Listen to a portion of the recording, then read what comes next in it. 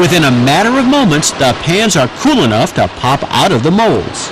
As the blocks of sand shatter, pots and pans emerge from the dust. Next, the freshly minted pans, called castings, ride into the shot blaster, which blows off any excess sand. We're bombarding that casting with the very small steel balls that knock the sand off of the casting.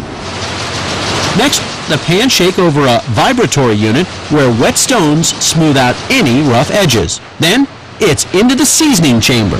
Cast iron is a fairly porous metal and will actually absorb a certain amount of oil into the pores of the iron. And when it's heated, your oil basically burns up and it leaves a carbon deposit, which is your seasoning.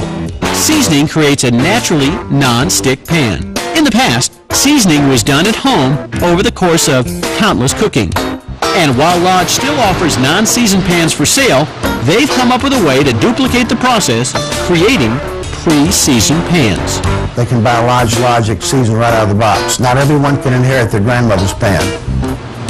During the factory seasoning, special oil sprays on pans, and then they heat up in a commercial-grade oven. The key to keeping cast iron properly seasoned is avoiding harsh cleaning. The worst thing you can do to a cast iron skillet is scour it. Scouring tends to, with soap, tends to strip away the seasoning. We recommend a stiff brush and hot water to rinse the skillet. Properly cared for, a good cast iron pan will last longer than a lifetime. It gets better with age.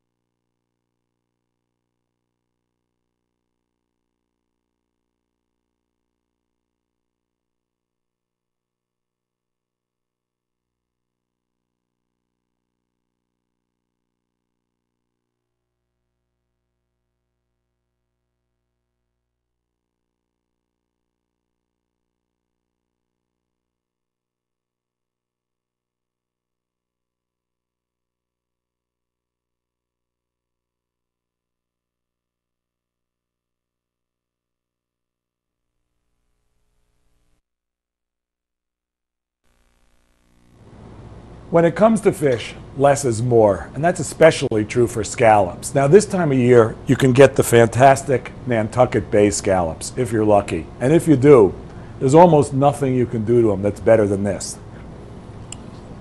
With this recipe, which you can cook with sea scallops too, just cut into small pieces like these.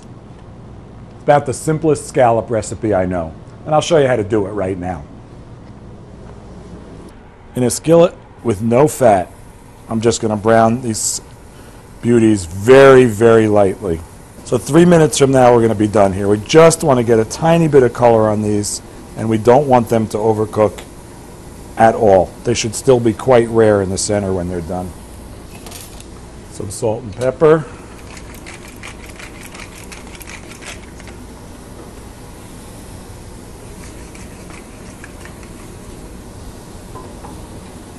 And I'm just going to nudge them off to the side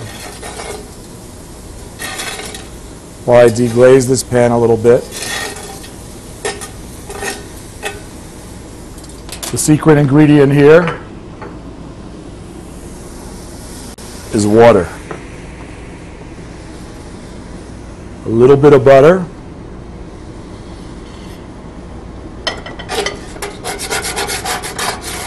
To get what's left behind from those scallops up off the bottom of the pan.